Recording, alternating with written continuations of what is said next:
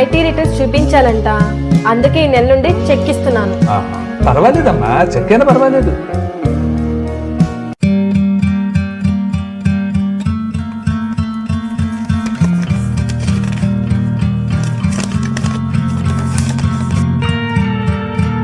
Uncle, check లో ఏమైనా problem ఉందా?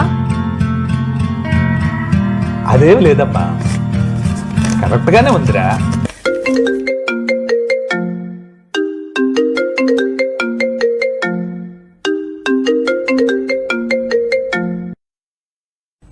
ఏనా నేను చేస్తానని చెప్పాను కదా, ఎందుకు పద్దకు ఫోన్ చేసి తీసుకిస్తావు? కొంచెం చెప్పేది విను తల్లి. నాన్న, నేను పనిలో ఉన్నాను, తర్వాత ఫోన్ చేస్తాను చెప్తున్నాను కదా. అసలు ఇంటి ఓనర్ గారు వచ్చారు, ఆయనతో మాట్లాడి నీకు ఫోన్ చేస్తాను. పెట్టే ఫోను. అంకుల్ నాకేదో చెప్పాలనుకుంటున్నాడు. లేదమ్మా, ఏమీ లేదు. పర్లేదు, చెప్పండి. అది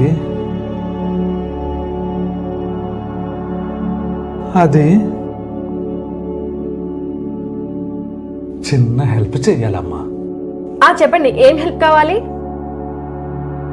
అది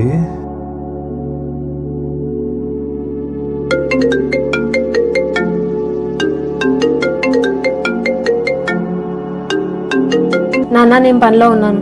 నాన్న, నేను పనిలో ఉన్నాను, తర్వాత కాల్ చేస్తాను. అమ్మా, కొంచెం అమౌంట్ ఏమన్నా చూడగలవా? ఇప్పుడే కదా అంకుల్ చెక్ ఇచ్చింది, వెంటనే అయిపోతుంది, దాన్ని వాడుకోండి.